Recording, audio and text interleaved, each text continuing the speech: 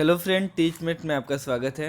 BPSC प्रधान शिक्षक परीक्षा जो दिसंबर 2022 को निर्धारित है, इसमें मैथ से रिलेटेड 20 अंक के प्रश्न पूछे जाएंगे जो कि कक्षा 8वीं तक के गणित पर आधारित होंगे।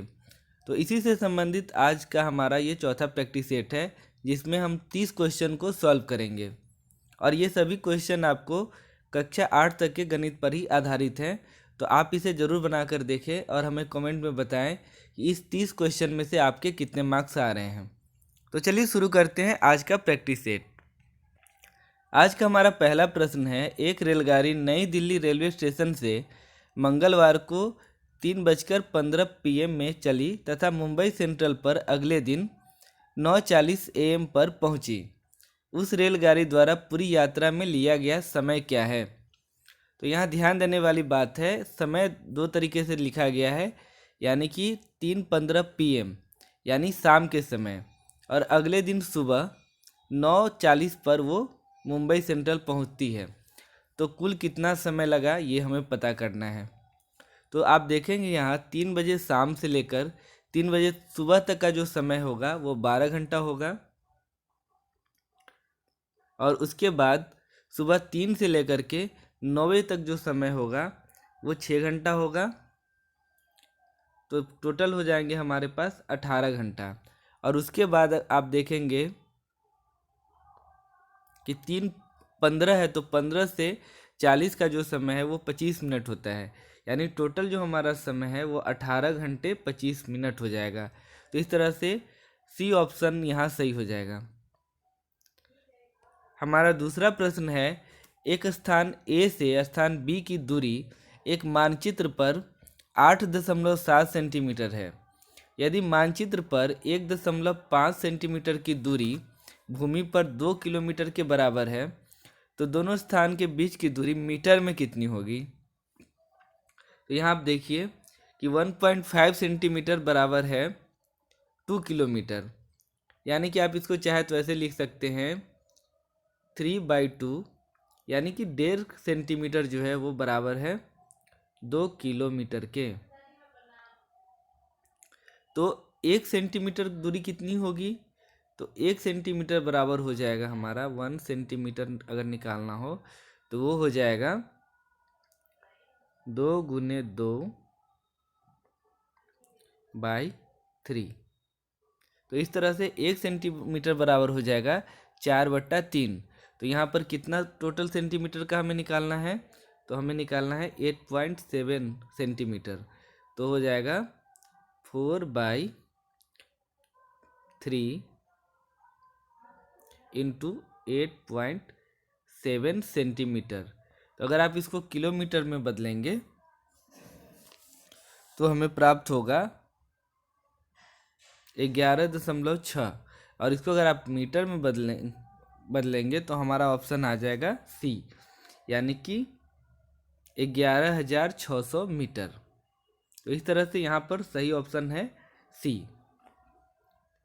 चलिए अब अगले प्रश्न को देखते हैं। निम्नलिखित में से कौन सा एक पूर्ण घन नहीं है? 216, 512, 666 या 729?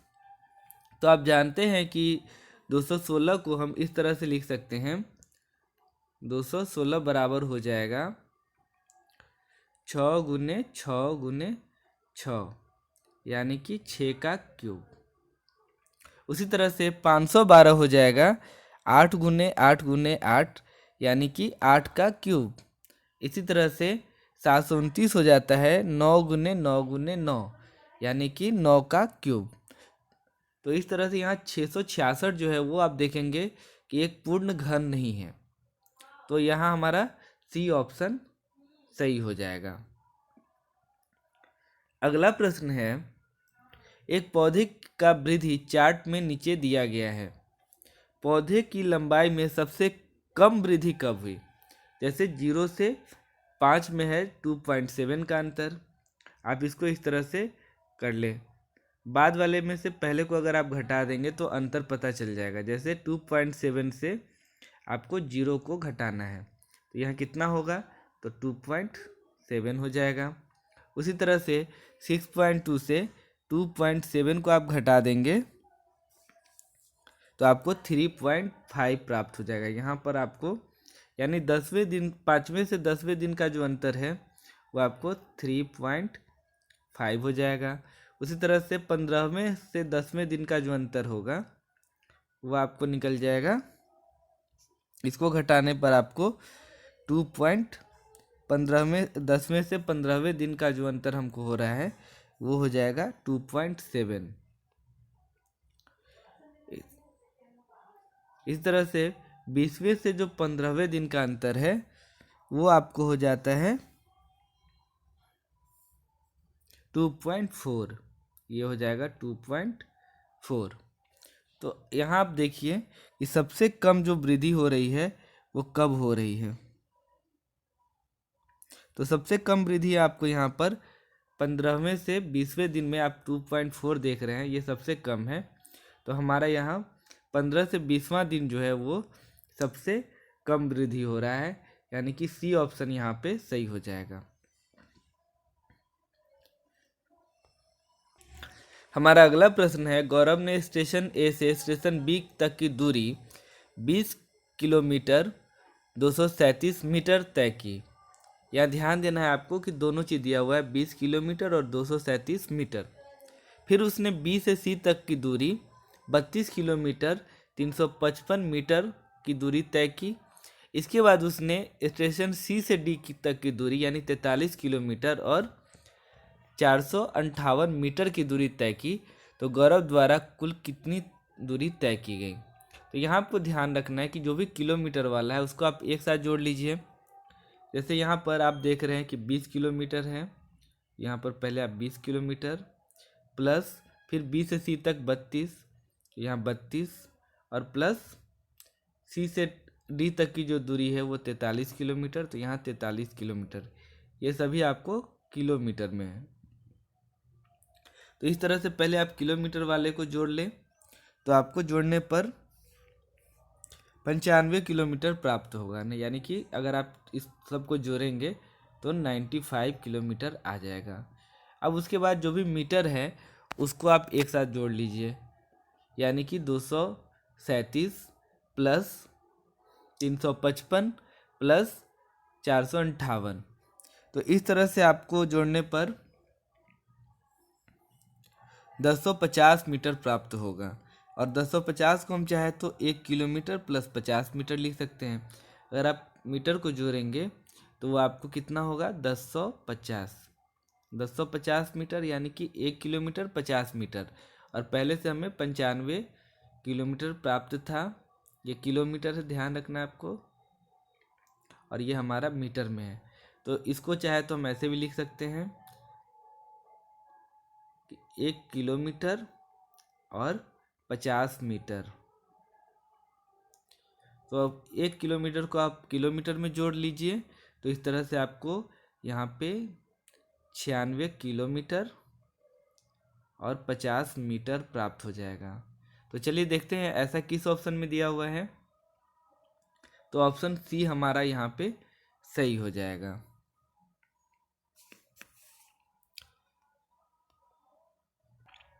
हमारा अगला प्रश्न है, गुणनखंडों और गुणजों के बारे में निम्नलिखित में से कौन सा कथन सही है। 1100 का गुणनखंड है, तो यह गलत है, क्योंकि आप 100 का अगर गुणनखंड करेंगे तो उसमें 11 नहीं आएगा। दूसरा ऑप्शन है 48 3 का गुणज है, यानी 3 को अगर आप गुना करते जाए तो 48 प्राप्त होगा। तो हाँ, ये ऑप्शन हमारा यहाँ सही है, बी ऑप्शन। चलिए हम अगले ऑप्शन को देखते हैं कि 11 110 का गुणज है। तो ये यहाँ पर गलत है, क्योंकि 110 11 का गुणज है। आप 11 का पहाड़ा पढ़ेंगे तो उसमें 110 आएगा, ना कि 110 के पहाड़े में 11 आएगा। उसी तरह से डी ऑप्शन कि 48 3 का गुणनखंड है, ये गलत है। 48 का गुणनखंड 3 है। तो यहाँ बी ऑप्शन जो है वो हमारा सबसे सटीक है, तो बी ऑप्शन सही हो जाएगा। अगला है कि संख्या 2 2 2 2 2 2 को कैसे पढ़ा जाएगा। तो इसको आप जानते हैं, आप इकाई दहाई के रूप में पहले पढ़ लीजिए, इकाई दहाई सैकड़ा हजार 10,000 लाख। तो इसको पढ़ेंगे तो 2,22,222, यानी सी ऑप्शन यहाँ पे सही हो जाएगा। ये तो काफ़ी आसान प्रश्न है, आप इसको अच्छे से थोड़ा सा देख करके ध्यान यही रखना है कि जल्दबाजी में हम कोई गलती न कर ले और आसान क्वेश्चन को गलत करके ना आ जाए। अगला प्रश्न है 65,376, 91,091 और 35,550 के योग में क्या जोड़ा जाए कि परिणामी संख्या 2,49,637 प्राप्त हो। तो पहले आप ये जो भी संख्याएं दी हुई हैं इसको जोड़ लीजिए। तो इन सभी संख्या को जोड़ने पर आपको प्राप्त होगा 1,92,017। 1,9,2,0,1,7। इकाई, दहाई, सैकड़ा, हजार, 10,000, लाख। 1,92,017 में से आपको, और इससे चूँकि घटाना है तो आप इसको ऊपर लिख लीजिए 249637, और इसको आप घटा लें। घटाने पर जो प्राप्त होगा वही हमारा आंसर हो जाएगा। तो इसको घटाने पर आपको प्राप्त होगा 57,620, यानी 57,620। तो ये हमारा ऑप्शन बी आप देख रहे हैं यहाँ सही हो जाएगा। अगला है, एक घड़ी की सुइयों द्वारा एक समकोण बनाया गया है, निम्नलिखित में से कौन सा समय एक समकोण को प्रदर्शित करता है। तो सबसे पहले जान लीजिए कि समकोण क्या होता है। समकोण का मतलब होता है कि 90 डिग्री। जब कोई कोण 90 डिग्री का होता है तो उसे हम समकोण कहते हैं। अगर किसी कोण का मान 0 से अधिक किंतु 90 से कम होता है तो उसे न्यून कोण कहा जाता है। और जब किसी कोण का मान 90 से अधिक और 180 से कम होता है तो उसे हम लोग अधिक कोण कहते हैं। तो यहाँ पर आपको समकोण पूछा गया है, तो 90 डिग्री आपको पता करना है कि कब होगा, किस परिस्थिति में बनेगा। तो यहाँ पर आप देखिए 4:30, जैसे अगर एक घड़ी है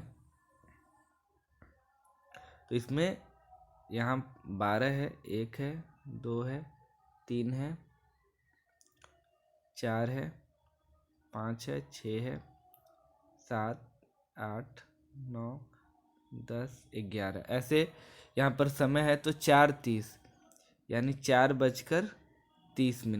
तो इसमें आप देख रहे हैं कि न्यून कोण बन रहा है, तो ये ऑप्शन हमारा गलत हो जाएगा। दूसरा है 6, तो 6 बजे एक सुई 6 पे होगी और दूसरा सुई 12 पे। तो यहाँ पर जो है हमारा 180 डिग्री का कोण बन रहा है, तो दूसरा ऑप्शन भी गलत हो जाएगा। तीसरा है 9:15, यानी एक सुई होगा 9 पर और दूसरा होगा 3 पे, तो ये भी हमारा 180 डिग्री है, तो ये भी ऑप्शन गलत हो जाएगा। तो इस तरह से आप देखेंगे कि 3 बजे, जैसे 3 बजे का समय जैसे होगा तो एक सुई 3 पे होगा और दूसरा 12 पे, तो यहाँ पर 90 डिग्री का कोण बनेगा। तो डी ऑप्शन यहाँ पर हमारा सही हो जाता है। हमारा अगला प्रश्न है, निम्नलिखित में से कौन सा सही है। आपको यहाँ देखना है कि 8/15 से बड़ा है, 3/5 से बड़ा है, 4/7 से बड़ा है, 2/3। इसी तरह से यहाँ ऑप्शन दिए तो कौन सा ऑप्शन यहाँ पर बढ़ते क्रम को दिखा रहा है। तो इसको पता करने का एक आसान तरीका है कि आप पहले जो भी हर है उसका लसन निकाल लें। जैसे यहाँ 15, 5, 7 और 3, यहाँ पे जो भी हमारा हर है यानी कि 15, 5, 7 और 3, इसका लसन निकाल ले। तो इसका लसन हो जाएगा आपको, लसन बराबर आपको हो जाएगा 105। तो यहाँ आप जब लसा आपको प्राप्त हो गया तो यहाँ पर अब हर संख्या का आप मान ज्ञात कर सकते हैं। जैसे पहला संख्या है 8/15 गुने 105, तो ये हमको प्राप्त हो जाएगा 56। इसको आप सॉल्व करेंगे तो 56 आ जाएगा। उसी तरह से जब दूसरे संख्या 3/5 को आप सॉल्व करेंगे तो ये आएगा 63। ये हमको प्राप्त हो जाएगा 63। तीसरे संख्या को आप सॉल्व करेंगे यानी 4/7 को सॉल्व करेंगे तो ये आपको प्राप्त होगा 60। और चौथे को सॉल्व करने पर आएगा 70।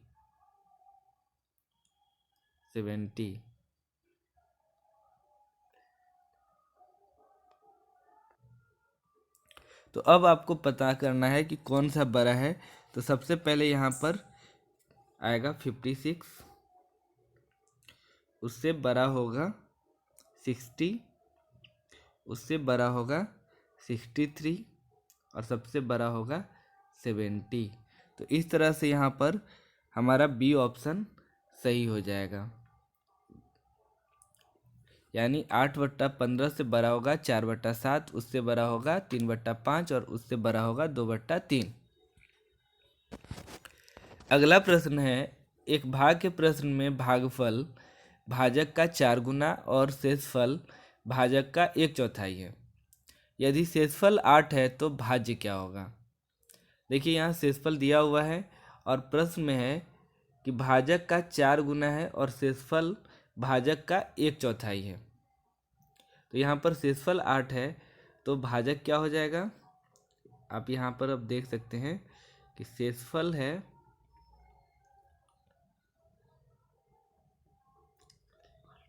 8 तो भाजक हो जाएगा शेषफल का 4 गुना, क्योंकि शेषफल भाजक का 1/4 है तो उसका 4 गुना हो जाएगा यानी कि 32। और भागफल जो है वो भाजक का 4 गुना है तो यहाँ पर भागफल हो जाएगा हमारा,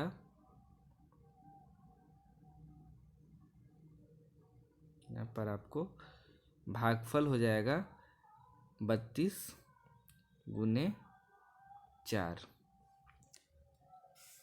तो इस तरह से अब आप जो फार्मूला होता है भाज्य बराबर भाजक गुने भागफल प्लस शेष, इस तरह से इसको सॉल्व करेंगे। तो इसको हम चाहे तो ऐसे भी लिख सकते हैं, भाजक की जगह पर 32 गुने 128 प्लस 8, तो हमें प्राप्त हो जाएगा 4104। तो इस तरह से हमारा सही ऑप्शन हो जाएगा ऑप्शन डी। अगला प्रश्न है, विजय और उसके मित्र ने 42,000 रुपये का कर्ज एक नाव खरीदने के लिए लिया। उन्होंने 2 वर्ष में समान मासिक किस्तों में 47,040 रुपये वापस किए। उन्होंने हर महीने कितनी राशि वापस की। तो 2 वर्ष का अर्थ हुआ 24 महीने और 24 महीने में उन्होंने कितना वापस किया है तो 4700 यानी 47,040 रुपया। इसको हम भाग कर देंगे 24 से तो हमें जो प्राप्त होगा वही हमारा आंसर हो जाएगा। यानी हर महीने की किस्त उतनी ही होगी क्योंकि हर महीने में बराबर किस्त है। तो यहाँ आप भाग करेंगे तो आपको प्राप्त होगा 1960 यानी 1960। तो यहाँ सी ऑप्शन हमारा सही हो जाएगा। अगला प्रश्न है, नसीमा के पास 5 रुपये, 10 रुपये और 20 रुपये के सिक्के हैं। 5 रुपये के सिक्कों की संख्या 10 रुपये के सिक्कों की संख्या की 3 गुनी है। यानी 5 रुपया जो है वो 10 का तिगुना है और 20 रुपये के सिक्कों की संख्या 10 रुपये के सिक्कों की संख्या की आधी है। यानी 10 का जो सिक्का है वो 20 का दोगुना होगा। यदि उसके पास 20 रुपये के 8 सिक्के हैं तो 20 रुपये के 8 सिक्के हैं तो 20 गुने 8 रुपये प्लस, अब चूंकि 10 का सिक्का 20 का दोगुना होगा तो यहाँ पे 10 गुने 16 और प्लस 5 के सिक्कों की संख्या 10 के सिक्कों की तिगुनी है तो यहाँ पर 10 के सिक्का है 16 और उसका तिगुना। और चूँकि 5 रुपये का सिक्का इसलिए 5 से भी गुना करना होगा और इस पूरे को हम सॉल्व करेंगे तो हमें प्राप्त हो जाएगा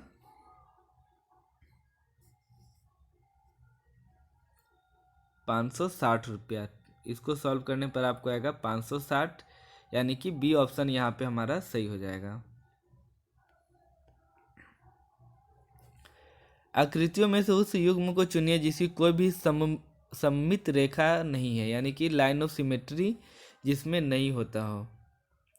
पहला ऑप्शन है समद्विबाहु त्रिभुज और समानांतर चतुर्भुज, दूसरा है विषमबाहु त्रिभुज और समांतर चतुर्भुज, तीसरा है समद्विबाहु त्रिभुज और समचतुर्भुज, और चौथा ऑप्शन है विषमबाहु त्रिभुज और समचतुर्भुज। तो यहाँ बी ऑप्शन होना चाहिए, जो दिया गया ऑप्शन है इसमें बी ऑप्शन ज़्यादा सही लग रहा है। अगला है किसी दुकान पर निम्न दर सूची प्रदर्शित की गई है। रेनू ने 1.5 किलोग्राम सेब, 2 किलोग्राम संतरे, 250 ग्राम अंगूर, 500 ग्राम अमरूद और 1.25 किलोग्राम आम खरीदे। इनमें उसने इन सभी फलों के लिए कितनी धनराशि जमा की?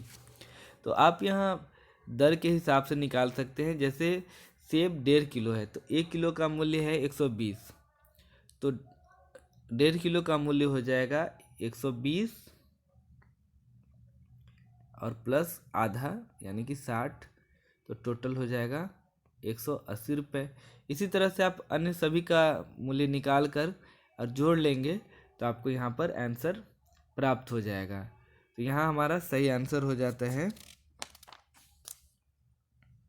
बी, यानी कि 529 रुपये। 529 रुपये यहाँ पे सही जवाब हो जाएगा। चलिए अब जो प्रश्न है वो हमारे टीचिंग पेडागोजी से रिलेटेड क्वेश्चंस हैं। आने वाले अब जो क्वेश्चंस जो भी आएंगे वो शिक्षण विधि और टीचिंग पेडागोजी से रिलेटेड आएंगे। पहला प्रश्न है निम्नलिखित में से कौन सा संदर्भ आधारित गणित शिक्षण एवं अधिगम का सर्वाधिक उपयुक्त उदाहरण है? पहला, कक्षा में आयोजित गणित प्रश्नोत्तरी में विद्यार्थियों का भाग लेना। दूसरा, समूहों में काम करते हुए विद्यार्थियों का अपने घरों से लाए गए राशन के बिलों पर चर्चा एवं उनका विश्लेषण करना। तीसरा, विद्यार्थी पाठ्य पुस्तक में दिए गए इबारती सवालों यानी शब्द समस्याओं को हल कर रहे हैं। या चौथा, कक्षा में विद्यार्थी वीडियो देख रहे हैं और उस वीडियो में समझाए गए निर्देशों का अनुसरण करते हुए दिए गए कार्य को पूरा कर रहे हैं। क्योंकि यह संदर्भ आधारित गणित शिक्षण की बात की जा रही है, तो यहाँ पर बच्चे समूह में काम करते हुए अपने घरों से लाए गए राशन के बिलों पर चर्चा और उनका विश्लेषण करेंगे, तो यह सबसे उपयुक्त होगा क्योंकि यह उनसे जुड़ा हुआ है। अगला है 27 गुने 4 को हल करने के लिए एक छात्रा निम्नलिखित रणनीति का उपयोग करती है। 27 गुने 4 को वो 30 गुने 4 यानी 120 और 3 गुने 4 यानी 12 और फिर दोनों को घटाकर 108 उत्तर प्राप्त करती है। निम्नलिखित में से कौन सा छात्रा द्वारा उपयोग की गई रणनीति के लिए अति उपयुक्त है? पहला, छात्रा ने इस रणनीति से उत्तर को आकलित या अनुमानित किया है। छात्रा ने गणन के लिए प्रतिकारी या कंपनसेशन रणनीति का उपयोग किया है। सी, छात्रा तुक्के भिड़ाकर प्रयास करके उत्तर तक पहुंची। या डी, यह गुणन की समस्या को हल करने की अनुपयुक्त कलन विधि है। तो देखिए यहाँ अनुपयुक्त विधि नहीं है। दूसरा, छात्रा तुक्के भिड़ाकर भी वहाँ तक नहीं पहुँची है और यह अनुमानित भी नहीं है, तो यहाँ बी ऑप्शन ज़्यादा उपयुक्त है। अगला है राष्ट्रीय पाठचर्या रूपरेखा 2005 के अनुसार निम्नलिखित में से कौन सा गणित के शिक्षण अधिगम को सुधारने बेहतर बनाने के लिए दी गई सिफारिशों में से एक सिफारिश को निरूपित करता है? पहला ऑप्शन है आकलन पद्धतियों को बदलना जिससे विद्यार्थियों के प्रक्रियात्मक ज्ञान के स्थान पर गणितीय योग्यताओं की परख हो। दूसरा, शिक्षकों को प्रशिक्षित करना ताकि वे विद्यार्थियों को गणित ओलंपियाड में बेहतर प्रदर्शन करने में सहायता कर सकें। तीसरा, गणित पाठ्यपुस्तक के साथ साथ विद्यार्थियों को अभ्यास पुस्तिका से अभ्यास कराने के लिए प्रोत्साहित करना। या डी, गणित को लोकप्रिय करने के लिए ध्यान फोकस युवाओं की रोजगार पाने की योग्यता को बढ़ाने पर स्थानांतरित करना। तो देखिए, इन सभी चीज़ों को बनाते समय हमें यह ध्यान रखना है कि यह प्राथमिक कक्षाओं के लिए या प्रारंभिक कक्षाओं के लिए बात कही जा रही है। तो इस आधार पे यहाँ पर बी ऑप्शन ज़्यादा ए ऑप्शन ज़्यादा सही है, क्योंकि इसमें कहा गया है कि आकलन पद्धतियों को बदलना जिससे विद्यार्थियों के प्रक्रियात्मक ज्ञान के स्थान पर गणितीकरण योग्यताओं की परख हो। यानी केवल हम ये ना देखें कि बच्चे कैसे सवाल बना रहे हैं, बल्कि हमें यह देखें कि बच्चों में गणितीय योग्यता का विकास हो रहा है या नहीं हो रहा है। अगला है, निम्नलिखित में से कौन सा गणित के प्रति भय का उपयुक्त कारण नहीं है? गणित की संचयी प्रकृति, दूसरा गणित की प्रक्रियात्मक भाषा, सी आकलन की पद्धतियाँ एवं पाठ्यपुस्तक में उपयोग की गई गणित की भाषा, या डी अधिगमकर्ताओं की गणितीय अक्षमताएं। और यहाँ पर आपको ऑप्शन डी जो है वो सही आंसर हो जाएगा, क्योंकि अन्य जो भी बातें यहाँ कही गई है वो गणित के भय के लिए उपयुक्त है। जैसे गणित की संचयी प्रकृति का अर्थ हुआ, गणित में जो भी चीज़ हम सीखते हैं वो आगे चल कर के वो काम आता है। जैसे अगर आपको गुना करना है तो पहले आपको जोड़ की अवधारणा को सीखना होगा। उस तरह से भाग बनाने के लिए आपको जोड़ ये गुना आना चाहिए या घटाव आना चाहिए। तो इस तरह से आगे की अवधारणा के लिए पीछे की अवधारणा संचित रहती है। गणित में हम क्रम से आगे बढ़ते हैं, यानी पूर्व की अवधारणा संचित होकर के आगे बढ़ती जाती है। इसके कारण बच्चों में थोड़ा भय रहता है, क्योंकि जो पीछे की अवधारणा को नहीं सीख पाते वो आगे चल करके अच्छे से गणित को हल नहीं कर पाते हैं और वो गणित से डरने लगते हैं। दूसरा है गणित की प्रतीकात्मक भाषा। तो गणित में प्रायः एक्स वाई जेड या इस तरह से बात की जाती है जो मूर्त रूप में नहीं होती है। तो इसके कारण भी बच्चों में भय उत्पन्न हो जाता है। और इसके साथ साथ आकलन की पद्धतियाँ और पाठ्यपुस्तक में उपयोग की गई जो भाषा होती है उससे भी गणित के प्रति भय उत्पन्न होता है। तो यहाँ डी ऑप्शन सबसे सही है। अगला है, भिन्न का उपयोग निम्नलिखित में से किन तरीकों में हो सकता है? एक पूर्ण के अंश को निरूपित करने के लिए, तो ये हमारा सही ऑप्शन है कि पूर्ण का एक टुकड़ा दिखाना हो। जैसे अगर कोई एक गोल चीज़ है, अगर उसका हमें एक टुकड़ा दिखाना हो तो ये इसके लिए हम भिन्न का प्रयोग कर सकते हैं। दूसरा है संख्या रेखा पर एक बिंदु को अभिकल्पित करने के लिए, तो उस पर भी हम दिखाते हैं कि जैसे कोई संख्या रेखा खींची गई है, उस पर 5 कहाँ है, 3 कहाँ है, तो इसको भी दिखाने के लिए आप कह सकते हैं। वस्तुओं के संग्रह के एक अंश को निरूपित करने के लिए, तो ये भी होगा। और डी ऑप्शन है विभाजन पर आधारित समस्या के परिचय के लिए, तो ये ऑप्शन गलत हो जाता है। यानी यहाँ पर ए, बी और सी सही है, तो ए ऑप्शन हमारा सही हो जाएगा। अगला है, निम्नलिखित में से कौन सा एक रचनात्मक गणित की कक्षा का अति उपयुक्त उदाहरण है? शिक्षक प्रत्येक विद्यार्थी के पास जाकर कलन विधि के उपयोग से समस्या को हल करने में उसकी सहायता कर रहा है। दूसरा, शिक्षक श्याम पट्ट पर प्रश्न को हल कर रहा है। तीसरा, एक समस्या के समाधान को खोजते समय विद्यार्थी अन्वेषण में व्यस्त हैं, संलग्न है। या चौथा, विद्यार्थी सामूहिक रूप से पहाड़ों को एक लय में गा रहे हैं। तो देखिए, जो भी आधुनिक शिक्षण विधियां हैं उसमें रटंत प्रणाली का अंत करने के लिए कहा गया है। तब पहाड़ों को लय में याद करना, ये तो हमारा सही ऑप्शन नहीं होगा। रचनात्मक शिक्षण में शिक्षक जो होते हैं वो एक सहायक के रूप में होते हैं, तो वो अगर खुद जा कर के प्रश्न को हल करेंगे तो वो भी गलत हो जाएगा। और प्रत्येक विद्यार्थी के पास जा कर के उसको समस्या हल करने में सहायता करना कुछ हद तक सही हो सकता है, लेकिन यहाँ सबसे उपयुक्त होगा कि विद्यार्थी खुद समस्या को हल करें। तो सी ऑप्शन यहाँ पर सबसे उपयुक्त है। अगला है कि निम्नलिखित में से कौन सी ज्यामिति में एक प्रक्रिया नहीं है? मापन, निरूपण, प्रक्रियात्मक प्रवाह या तार्किक क्षमता और उपपत्ति। तो यहाँ प्रक्रियात्मक प्रवाह जो है वो गणितीय ज्यामिति में एक प्रक्रिया नहीं है, तो सी ऑप्शन यहाँ पे सही हो जाएगा। अगला है, निम्नलिखित में से कौन सा कथन गणित की प्रकृति के संदर्भ में उपयुक्त नहीं है? इसकी प्रकृति पदानुक्रमिक है, दूसरा, गणितीय अवधारणाओं की प्रकृति अमूर्त होती है। यह विज्ञान की तरह है जो कि अवलोकन पर आधारित है। यह निहित प्रतिमानों को उजागर करता है। तो यहाँ पर आप देखेंगे, यह विज्ञान की तरह है जो अवलोकन पर आधारित है, ये ऑप्शन उतना उपयुक्त नहीं है।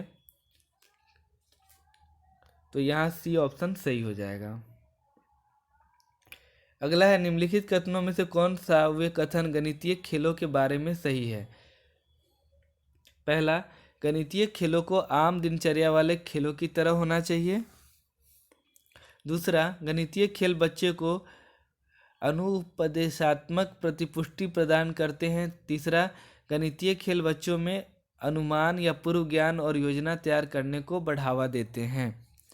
और यहाँ हमारा जो सही आंसर है वो बी है, यानी ए और सी। गणितीय खेल को आम दिनचर्या वाले खेल की तरह होना चाहिए। और दूसरा है कि यह बच्चों में पूर्व ज्ञान और अनुमान ये सब को बढ़ावा देता है। तो ये हमारा ऑप्शन सही हो जाएगा।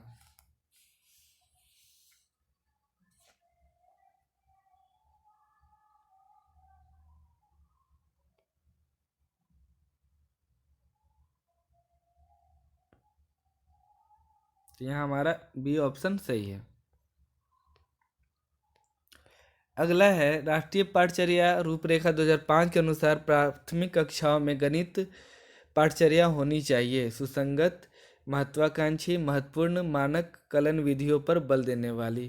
तो यह सुसंगत होनी चाहिए, महत्वाकांक्षी भी होनी चाहिए, परंतु महत्वपूर्ण, मानक कलन विधियों पर बल देने वाली ऐसा नहीं होना चाहिए। तो ये हमारा ए और बी जो है वो ज़्यादा उपयुक्त है।